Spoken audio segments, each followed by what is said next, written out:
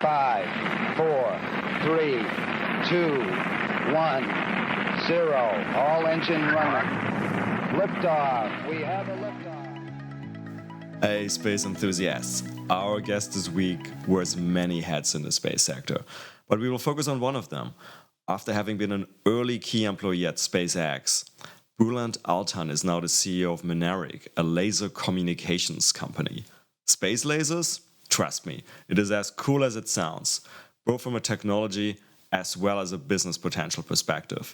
I share Bulent's view that optical is the future of communications. Find out why in this episode. If you enjoy the podcast in general, please leave us a review or rating on your favorite podcast platform, such as Apple, so more people can find out about it. Thank you.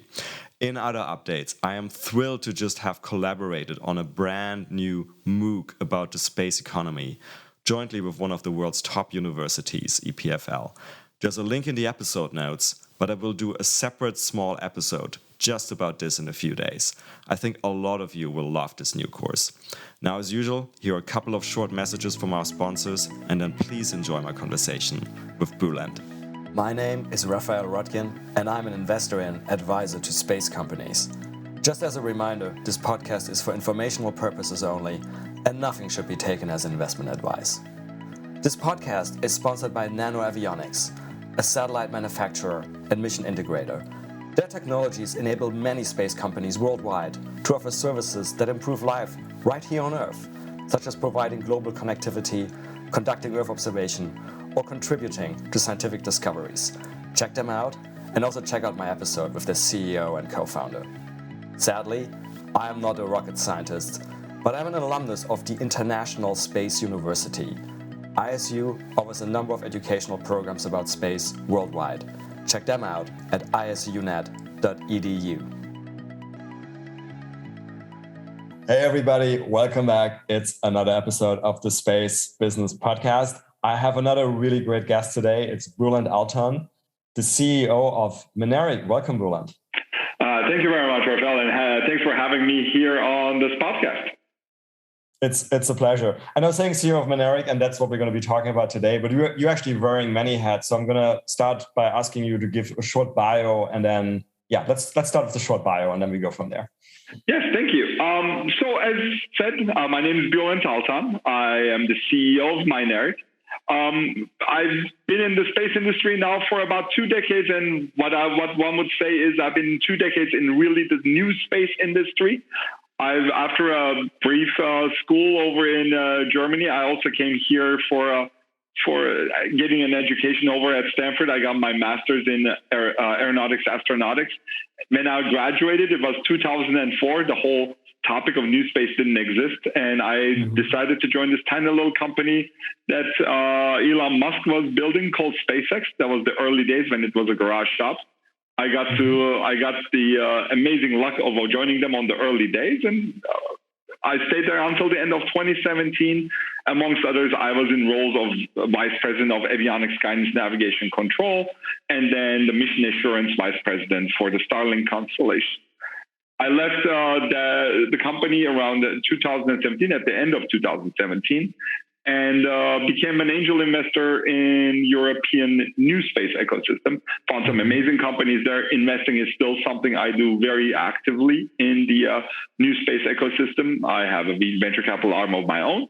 But through those engagements, I found this gem of a company, which is Mynaric, where I'm the CEO today, an optical communications company that is targeting both aviation and space applications, and we're looking even further than that. And really revolutionizing the way we connect all these different nodes with each other. I think it's going to be a tremendous step forward. So I've joined them in 2019 in March, and it's almost a 3-year anniversary since I joined, and we've had a tremendous ride so far. Yeah, let's obviously expand a lot on that. Because, I mean, like you said, you joined New Space before it probably even had the name New Space. I don't know when Rick and the other guys came up with that term New Space. It was maybe around the same time. And then you were in it and you joined Mynaric sort of basically 14 years later or so. But you had a better overview of stuff that's going on in space than pretty much anybody else, right? Typically these days, when I as a venture capitalist, when I approach investors, you really have to still explain, like, look, this is the space sector, and you have launch, you have EO, you have comms. For you, that wasn't the case. You really had a good overview of what's going on. So what made you choose Mynaric and optical communications? What fascinated you? As you said, I think I got to experience the space sector growing to what it is today, going through a complete transformation. And in the space sector, what has happened to date is very parallel to the PC revolution that happened in computing. Before there was PCs, there were workstations and supercomputers, and there were all these different aspects that only allowed a very limited set of people to gain any kind of value out of the whole computing infrastructure. The PC revolution now happened in space, where you can when you realize what with the launcher revolution with what SpaceX did, it opened space to business, and now getting to space has become incredibly cheaper. And business aspects now make sense that didn't make sense about 20 years ago, because let's face it, getting to space is about 20 times cheaper. But that's just the first revolution. And if you look at the history of computing, you see the parallels now to the space industry. And what needs to be done in the space business now is taking all these disparate, different aspects of space and making a coherent network out of it. PCs really got to their element and really started having an effect on the whole population in everything we do, from industrial to personal to military to government, when we started networking them, when they started interacting with each other, when the PC started communicating with each other. What we do with Mynaric is exactly that step for the space sector, for the aviation sector. When you think about a satellite today, it is a very unconnected single asset flying around in space, only giving use as a single entity to the user below it. What we're doing in Mynaric is that we are building hardware that allows these satellites to communicate with each other. So we can build meaningful networks up there, and that has a profound effect on the type of business you can do with it. And when I saw that quantum leap in technology, what it can do to the business, what it can do to the utility of space in everyday life, in the governmental realm, in the business realm, I decided this was an enabling technology I wanted to be a part of.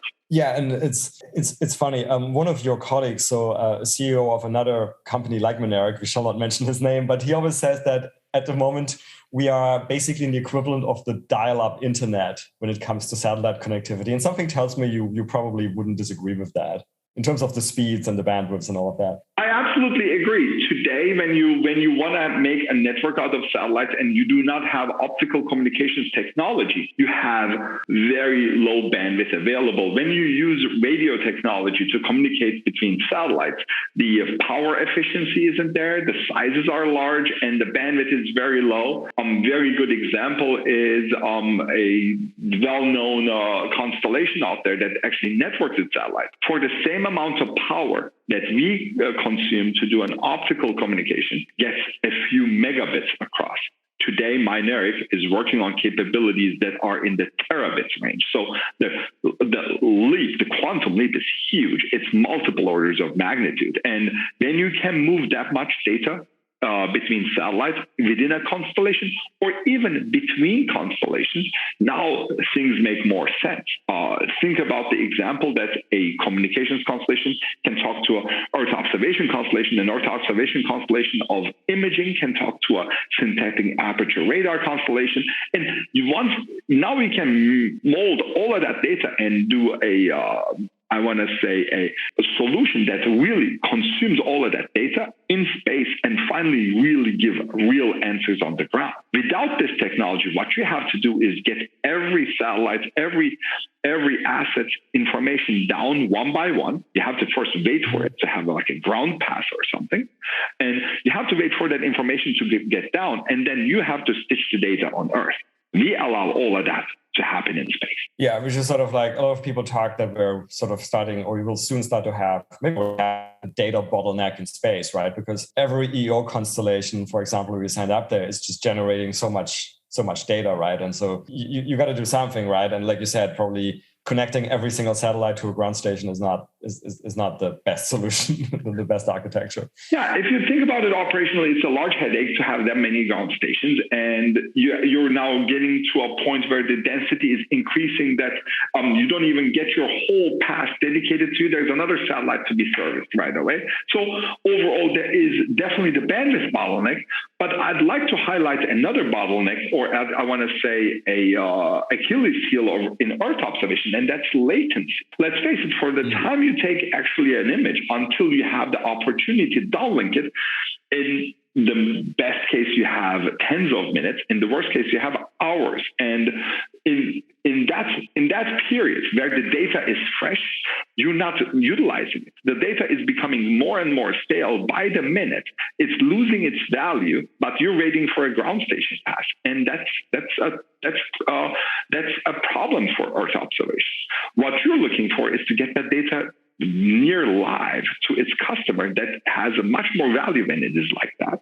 And our optical communications technology allows that. You have a network, you can bring the data to the location it's needed and downlink it quasi live. And that for me is a big enabling technology. That's a huge step up. It's a value generation for our customers and their customers. May it be in the governmental side. Today, if I'm looking at Ukraine, you don't want to have the images 4 hours late. You want to have it now. But also in the commercial side. Yeah, we'll get to the military part. I mean, that's clearly very, very timely, and I think very relevant. I guess as an aside on sort of the whole optical part, and you mentioned, I mean, even if we could get the data to the ground, but let's say then it's needed in another part of the world, I mean, there's still some arguments that even then it's beneficial to go through space, right? I mean, isn't there something like the speed of light is actually much faster in the vacuum than it is in fiber on the ground? I mean, that might be a very marginal effect, but I guess it's relevant for some applications. Apples to apples comparison, of course, the speed of light is more than 40% faster when it's not going through fiber optics, but it's going through free space or just air. Of course, you have that advantage. You of course have the penalty of going up and down in each case. So, but for any two locations in Earth that are sufficiently apart, so we're talking maybe about 1,000, 1,500 kilometers apart, suddenly space becomes the fastest communication from A to B. There are tremendous applications exactly that can utilize that, especially in the financial network. So it doesn't always have to be military. Yeah. The financial network, every single millisecond counts when you're in the high-speed trading realm and everything.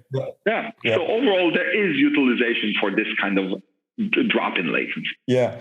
You mentioned the up and down. Let's quickly talk about that. So that's when I talk to people in the optical comms world, they always tell me that's the most difficult part. Like when you're in space, you're sort of, you're in vacuum, right? But if you go back to ground, at least ground on the Earth, right? And we will talk about other places as well, like the moon. You have this atmosphere, right? Which I think messes things up, right? Where are we on that sort of like linking things? Are you planning on linking the satellites to the ground optically as well? Or where do we stand on that? I would say that the optical communications technology, just like any other technology, is a complementary to the whole technology stack up we have on Earth. And you're absolutely right. It's not an end-all be-all. There is definitely difficulties in using optical communications for ground communication. There are cases where it just doesn't work, like when there is a cloud in the way. But when it does work, and in certain places in the world, that cloud cover just isn't there. There are cloud-free locations around the world. You have tremendously more bandwidth, and you get to utilize that advantage very, very well. So it's for our customers to design a system that uses radio and optical communications for the best final results, and we end up being complementary. If I am doing a direct downlink in the middle of Germany, I'll probably use radio because I'm more worried about optical communication, but if about cloud cover. But if I'm doing connecting a whole constellation to the ground. And I always have satellites over places like Hawaii, Grenada, Gibraltar, Seychelles. So there's all these places that are historically cloud-free. That's a tremendous capability. I can concentrate all my data there and do the downlink there.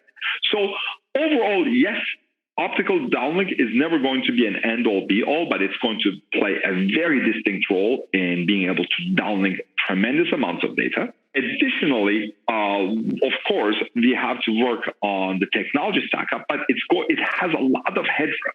Today, we're working on the 10 gigabit downlinks, but there are solutions. It's not a solutionless problem. We can go to the 100 gigabits or terabits as we understand how to deal with the atmospheric effects. And I can tell you that Mynaric has a lot of research that is going exactly in that direction on how to deal with this atmospheric distortion that happens in our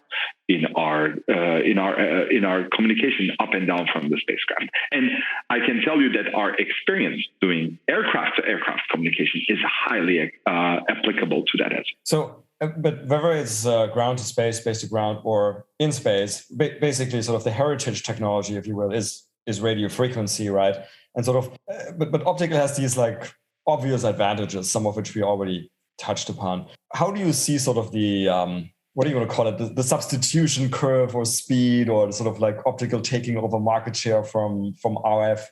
Where are we there on this curve, and how do you see this playing out? I don't want to say it's a substitution, because what has happened up until now is that the RF technology was so limited, we only saw it being used in very few instances, and not to the extent that optical communications will allow data exchange between satellites. It was really the satellites were using it to exchange the most rudimentary information between them.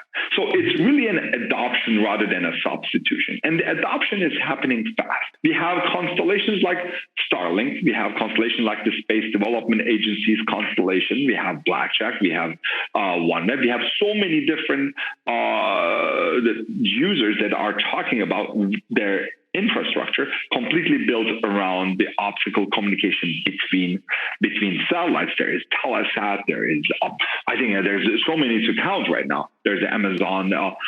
And what we all hear from them is it is a enabling technology that has to happen, and it has no substitution in the radio world. This is the thing that actually makes those constellations at all plausible. Sure, you can do some limited constellation work. I think the early OneWeb and Starlink showed that you can do some amount of broadband deployment without optical inter-satellite links, but they were so limited that it actually doesn't make sense to put up a whole constellation of these.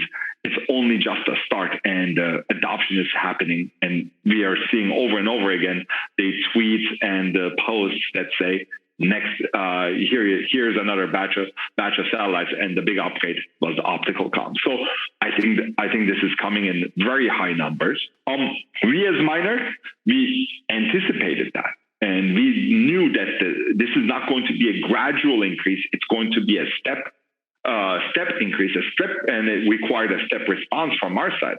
That it's going to be a few terminals, people trying it out, and then a mass adoption and a demand for optical comms in very high numbers, very fast.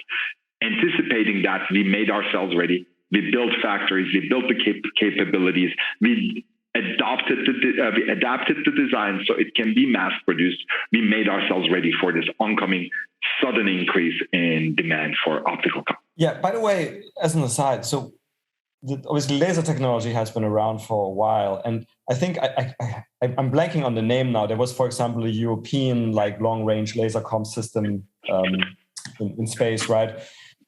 Why has the commercial side? Why is this only happening now? Is this a question of sort of cost, or were people waiting for? Was there some additional technology, or were people waiting for more space heritage, or sort of combination of all of the above? Yeah, I think the program that you're talking about is EDRIS, the European Data Relay System. Amazing technology. out of a stationary orbit, connecting assets via optical comms, fantastic technology. But overall, it was a different realm, and that's a different product than what it is needed today. Not every optical comms is the same, and that was a very institutional mission that required that tremendous optical capability at any cost. And the resulting device, the resulting optical communications terminal, from its size, from its power consumption, from its cost, wouldn't allow a mass adoption. That's exactly what Mynaric has been working on for many, many years, is taking that optical comms technology and making that step forward in building the product that meets the demands of a mass adopter. And what are those demands? They needed to be small, they needed to be cheap, but they also needed to be available in large numbers. So it wasn't as simple, let's change here and there a few parameters. It was a complete from the ground up rethink of the product. We had to rethink how you build precision optics. We had to throw away a lot of different solutions that allow it to be possible, because they did not meet the cost or size profile. And we had to think about how one builds a telescope that is almost lab grade, but out of the cheapest materials in a process that can be done in the shortest amount of time, so it can be repeated without having an army of machines that is also probably unattainable. So that was the work over several years. And we have now come to fruition over last year, and we have qualified these capabilities. We have built these capabilities together. We have qualified the resulting products, tested them, and we are ready to build our space heritage as well. And that's exactly what the customers wanted. They wanted a qualified yet cost-effective product, and that's what we have built. That allows them to buy these terminals in the hundreds, if not thousands, for a price that still closes their business case. In terms of the price, I mean, many of these use cases will use probably small sats, right? So, and then I guess, people would hope that these days a small sat would cost something like, let's say like a few €100,000 or dollars or something like that. And then with the laser terminals, correct me if I'm wrong, but many times it's not just one, but if you have a mesh network, there may even be 4 of those on the satellite, right? So really they can't be that expensive, right? Otherwise, you would really blow the entire satellite cost out of proportion. Yes, I would say that there are 2 use cases, and I think the 2 use cases require 2 different solutions. One of them is, of course, the nano and pico satellites, the CubeSats of the world, a couple of kilograms or maybe 10, 15, 20 kilograms. That requires a very small laser communications terminal. Then there is the use case for the constellations like the mega constellations and the government constellations we're talking about, where the satellite's about, I want to say, somewhere between 200 and 400 kilograms. The 2 solutions are different. One of them requires the satellite to do a lot of the work, so it can be really tiny, but that doesn't allow a tremendous payload then.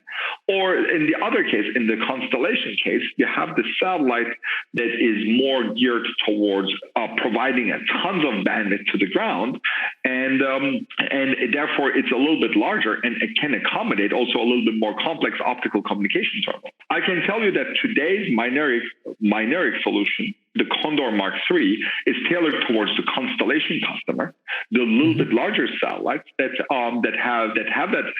I want to say the biggest impact from adopting optical comms, but it's also no secret that we are always eyeing and have the technology in-house to make the small one happen as well for the CubeSat customer. And I would not be surprised that very soon that's a market we would enter. We're sort of a generalist podcast, so we never go super deep into technology, but I'm going to ask sort of like a semi-technical question anyway.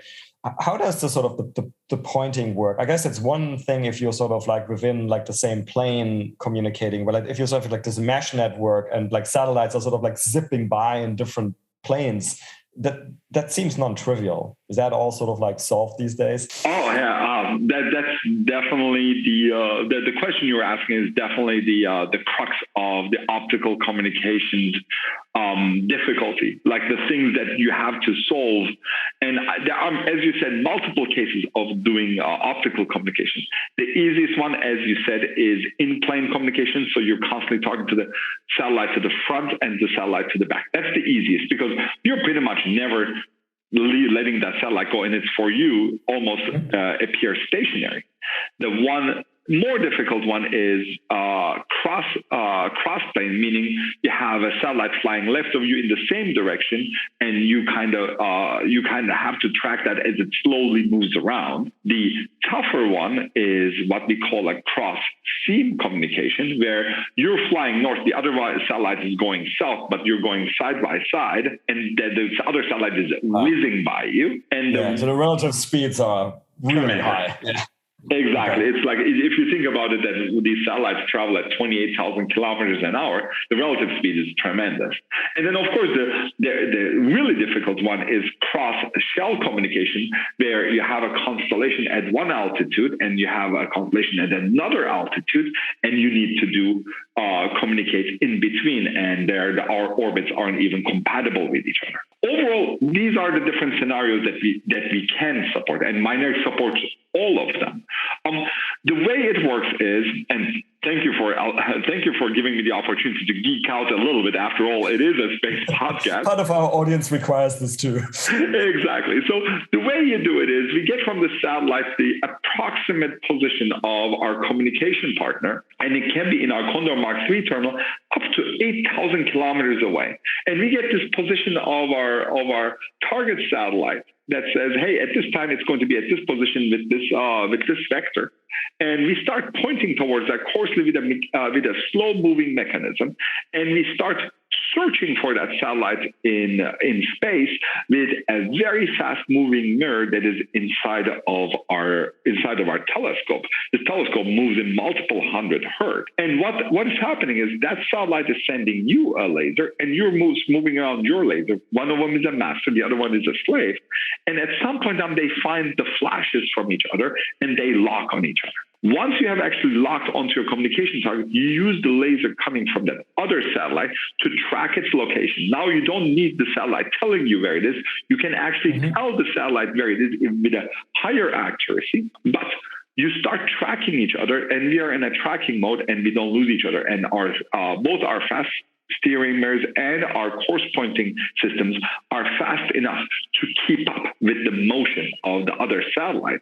And that is not just because of motion, because if you have to think about it, these satellites are also vibrating, and the vibration alone can keep you from losing targets. So overall, those fast moving mirrors do all of that. And to really just kind of frame it, how amazing of a capability this is. Our target on the other satellite is another terminal with an opening of about 8 centimeters. So if you think about the job, it is from one satellite shooting another satellite with a laser, which is really this tiny little beam, 8,000 kilometers away, while both are traveling at 28,000 kilometers an hour.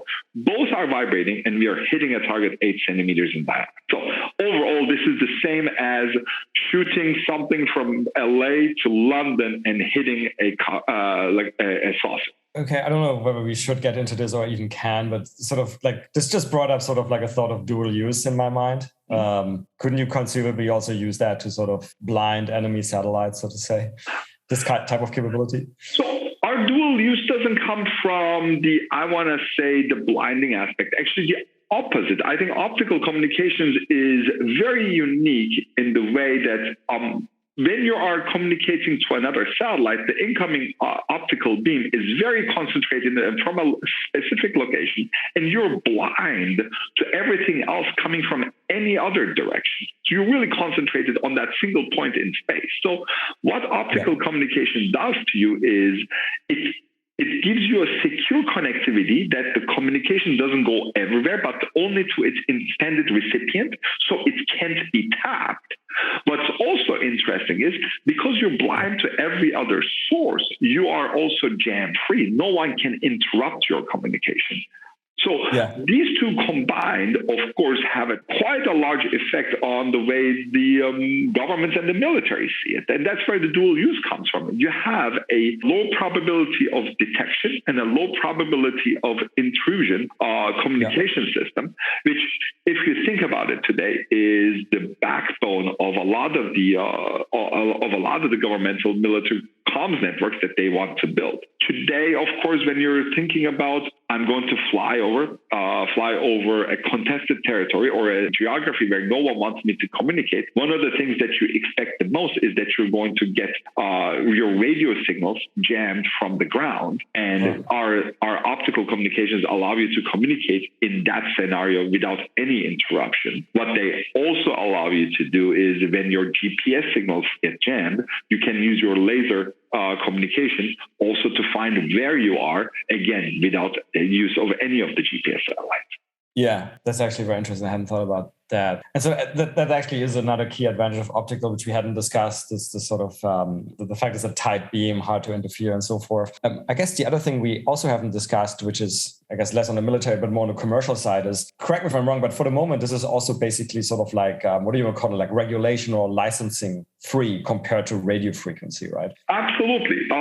That is one of the unique features of optical comms, is that it can take you out of the giant bureaucracy, the amount of work that is needed to get spectrum rights in space. We know that can be a year-long or if not more process to get use of any spectrum in space. And we know why that is, because radio technology is based around a communication that goes everywhere. And when we talk about radio communication, we talk about victim systems, meaning if I'm talking if A is talking to B, that communication also goes to C, and it can interfere with C. So we have to have a way to coordinate everyone communicate. And this is such a difficult problem, this coordination amongst all the users, this interference and whatnot.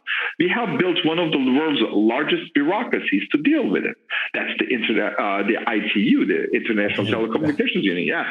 And in the US, that's the FCC that represents the ITU. And if you think about the amount of work that has to be done by every company to become ITU and FCC compliant, and the amount of money being spent there, that's a large burden on them. What optical communication does is when A talks to B, there is never a C that is affected by it. There is never a victim system. Because of that, there is no reason for coordination between people communicating using optical comms. And multiple times the ITU and FCC said, not having any victims, not needing any coordination, we will not license the optical spectrum, and therefore we are spectrum free. You can just decide to buy the terminals, bolt them onto your satellite, and communicate without any external coordination. Yeah, so it's really quite, and I assume you don't really expect that to change either, because like you said, in comparison with RF, you just don't have these issues of interference. So hence, why would you want to regulate it, right? Or do you see there's any sort of risk that it may get some regulation in the future? I don't see it. I don't see anytime soon a change to regulating optical comms. I think even these organizations are excited about having a communications capability that can do very specific use cases without needing any coordination. There is no victim, and I think this is going to enable a lot of companies being able to deploy ad hoc communication networks as fast as they can build and launch them. Yeah. Okay, so there's many sort of clear advantages we've talked about, right? Nevertheless, we sort of talked about adoption curves, right? And things that, some parts of the space community are more conservative and want more heritage and things like that. So in terms of your ability to sell more units, right? Okay, so there's the military part, people like SDA and that's fine, right? But sort of commercial customers, somebody's setting up a new constellation. How does that work at the moment? Is a lot of sort of like you guys trying to do outbound marketing, or do you actually, are we already at the stage where people kind of say, no, optical, I'm convinced, I'm setting up a new constellation, I'm going to go to Mynaric and order those terminals?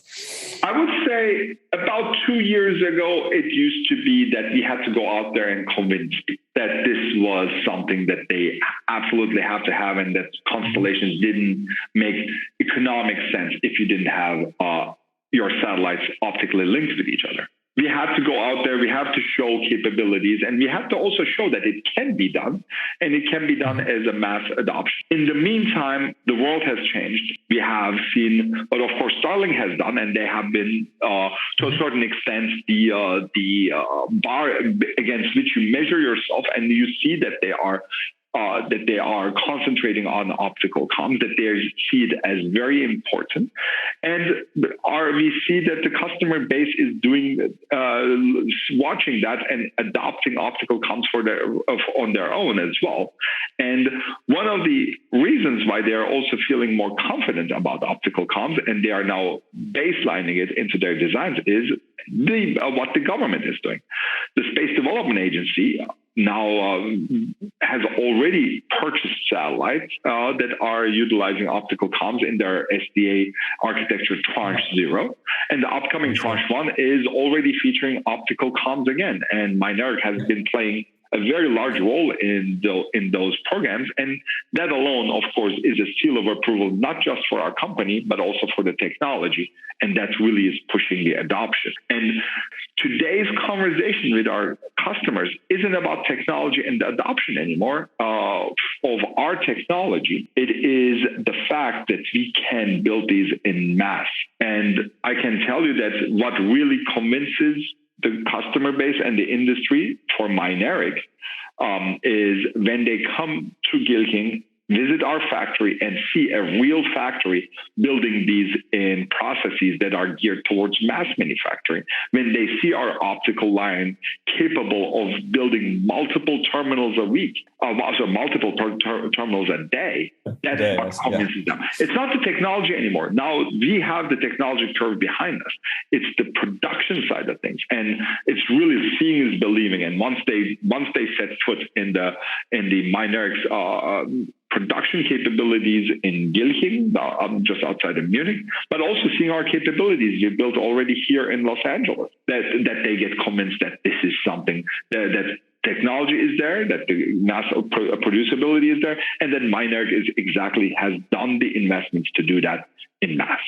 I mean, and that makes sense because we have some very large proposed constellations out there right now, right? I mean, both in the Americas as well as in Europe, like constellations with many thousands of satellites, right? And then again, if each satellite actually has multiple terminals, you really do need this mass production, like even more than you need it on the satellite bus side, I guess. Absolutely. You need a terminal that's easy to integrate. You need a terminal that is built for these buses, easy to command, and you need terminals that you are very confident that once you make a choice of your vendor, you're not going to have delays in the first ones being delivered, and when the first one starts hitting your loading dock, that there is truckloads of it coming every week. Our customers talk about number of satellites per day, something we would never think about in the past. And when you're thinking satellites per day, and you already mentioned it earlier, and you have 4 terminals per satellite in most of the communications constellations, you come to some very large numbers very fast. And we, as Mynaric, worked very hard to get here to build a company and the infrastructure that can do that. And so you're confident on sort of like, somebody comes to you with an idea for a new constellation, and let's say they have the financing sorted out and what the architecture looks like, and they'll need whatever is like 2,000 terminals over the next 3 years. At this point in time, you guys feel confident that you probably can accommodate that? 2,000 terminals over the next 3 years is actually, I would say, a medium order, as we think about it. If you think about some of these constellations, they are in their deployment speed is already at about 1,000 satellites a year. And if you think about 1,000 satellite a year, we're talking about a 4,000 terminals a year production line. So yes, we feel very confident in that. Not only because of the infrastructure we have, which is tremendous, and it's already is at a 2,000 terminals a year capacity, but because also the research we have done about making that scalable. I talked earlier about doing this all metal optics. This whole metal optics was not just a research we did to make the telescope cost efficient. One of the other side effect of having an old metal telescope, and this whole design was to make sure its production is scalable. The machines with which we make these telescopes, these terminals, and all the processes are based on commercial off-the-shelf machinery with very simple processes that are easy to make parallel, that to make multiple copies of. So when a customer comes to us and wants a very large order, and it is above our current capacity of 2,000 terminals a year, it is easy for us in a matter of half a year to 9 months, we can stand up that additional capacity. It doesn't have to be years to set that factory up. And I assume these days this would be fairly, so this is a historical image some people have of satellite integration, right? Clean room, a bunch of guys in white coats manually putting stuff. I assume this is fairly automated at this point, right?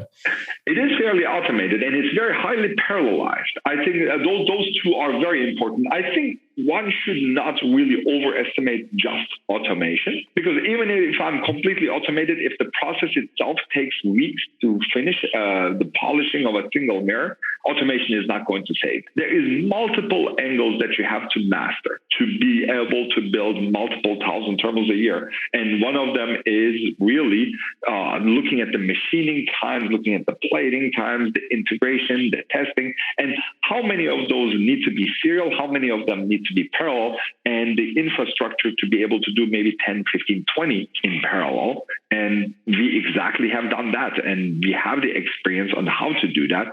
That's exactly what our customers see when they come and visit our factory in just outside of Munich. So it looks like, from a corporate strategy point of view, you guys are doing, it sounds like you almost solved the technology side. You seem you're very advanced. If maybe you have solved the manufacturing side, which is really not trivial at all, right? It's like Elon sometimes says, it's really easy to build something once, but it's really hard to mass produce something. So what is your sort of biggest, to-do item, what do you want to call it now? Is it sort of expanding the commercial side, or? I would say for Mynaric, it is this constant moving, constantly keeping us challenged. I could say, yes, with Condor Mark III, we have built the technology that we need to hit the demands of today. But as a company, we are always eyeing what can be done further. With 10 gigabits and 100 gigabits today, we are only scratching the surface of what optical communications can deliver. Just recently, we won a contract from the European Space Agency to look into the design of a terminal that can do 1 terabit. There's going to be even more. There are going to be other technology steps to be done, longer distances, higher speeds, space-to-air communication, space-to-ground communication that is not affected by clouds, or that can accommodate atmospheric effects even in the highest bandwidth. There is, of course, the deep space communication, much higher accuracy, pointing navigation control. All of that bundled, we are constantly working on it.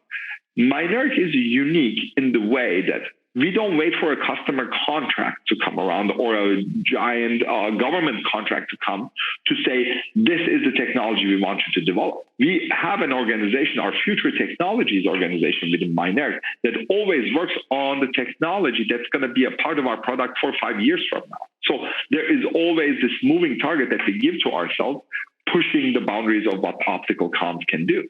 And as you correctly said, we are not doing this future technology development without understanding its manufacturing implications, making sure that we're not going to end up in a corner of technology that puts us in a place where we can only do one of these things. We always do these trial runs of future technology, ensuring that whatever technology that Mynaric puts out on the market is also immediately available in mass. You mentioned deep space, and of course that sort of brings back the geek factor to some extent in a nice way. Are you guys looking at things like cislunar? There's going to be a lot of activity on the moon. It seems like we should, sort of upgrade our communications infrastructure there as well. Yes, we get quite a bit of inquiries, and we know exactly how we would structure a project like that, and how we would make a system that supports cislunar communication.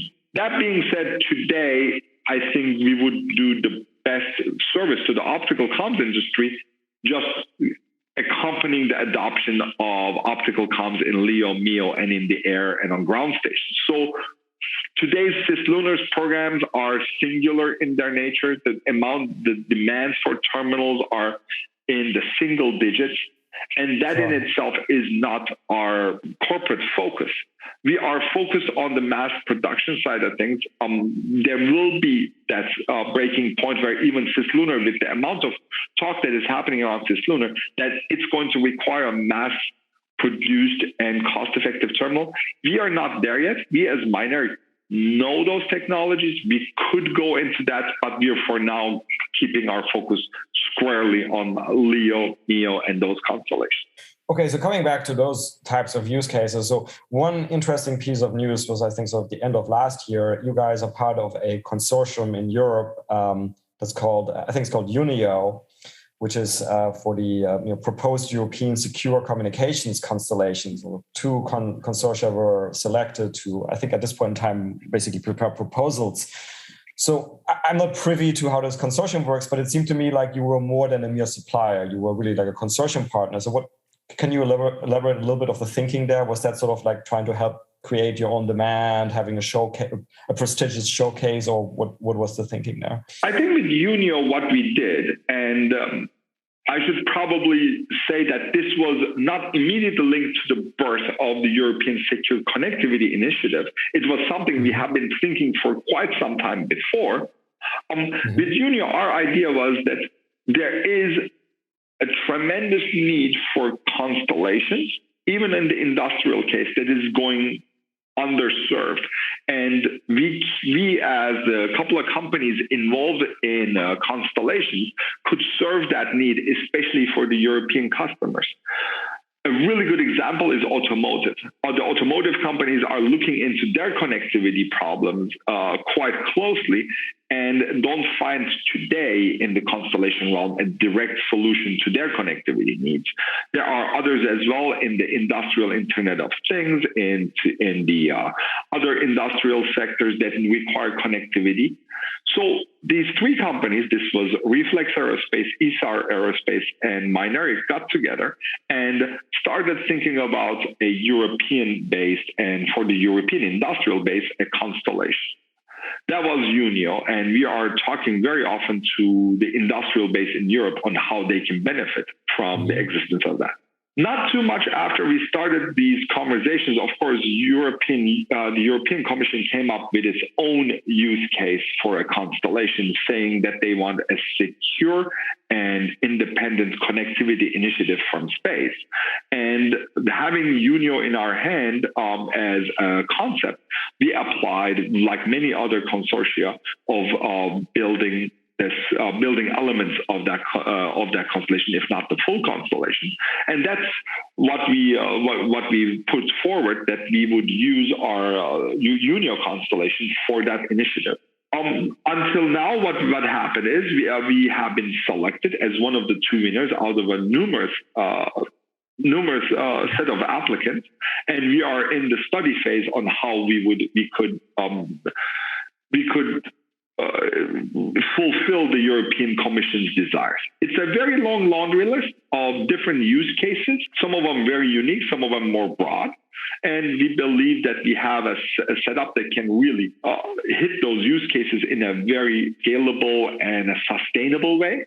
We have a couple of innovations that we are working on that is going to minimize the amount of spectrum usage, the amount of launches, and similar.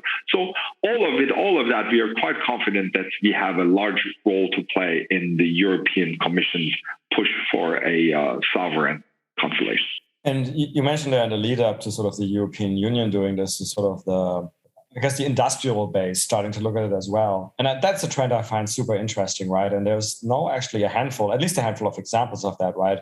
You mentioned automotive, and Porsche, of course, invested in ESA Aerospace, the launch company. And I think maybe even looking at constellations, we've had recent sort of EO examples of companies like John Deere, Exxon, Rio Tinto, all talking about either their own constellations or at least partnering with constellations. I'm sure you're following the same trend, right? And how do you think that's evolving? Absolutely. The trend is crystal clear here. And it's what makes me very excited about the space business. Space business has been in the past very often space for space's sake. And we are seeing more and more space being yet another chain in the whole global industrial network. It used to be, again, we see the parallels to internet and computing. It used to be that computing was there just for computing's sake and a little bit of engineering here and there.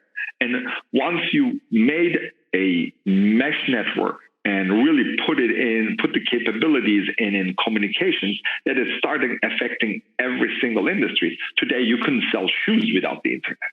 The same thing is very true for the space business as well. Going through these transformations and these enabling technologies like optical comms, it's going to insert itself into the complete industrial network. And people are going to see space yet as another asset that makes the industrial base tick. And that's what we are excited about. Like electricity, like AI, like the internet, basically. Absolutely. Like for everybody. Okay, that actually brings me very nicely in sort of like, closing questions. I want to come back to sort of the space vision at large, just because you have this benefit of, having been in the sector for 20 years at this point in time. And it's going to be an unfair question because we could talk hours about it, but I'm going to ask anyway. So like, if you look back those 20 years and where we are now, sort of like, is there anything that's surprising, something that moved faster, something that moved slower, something that, I don't know, that's misunderstood, something that's over or under focused on? Just, I don't know, whatever springs to your mind. I think I'm quite excited for where we ended up. In 2004, being just an engineer straight out of school, I didn't expect this amount of a revolution. I got into SpaceX and it was showing the world that space can be done commercially. And that was fighting against windmills very often. And nowadays we are at a point where we are talking, just as I said, it's like the PC revolution has happened. So no different than what happened with Microsoft and whatnot, what really allowed the personal computing. And now we're talking about enabling technologies to insert that capability everywhere in what we do. So I'm quite excited on how fast that appeared. 2 decades is not much time. And from being able to say, hey, and all privatized and commercial space is available to full-blown industrial space of thousands of companies.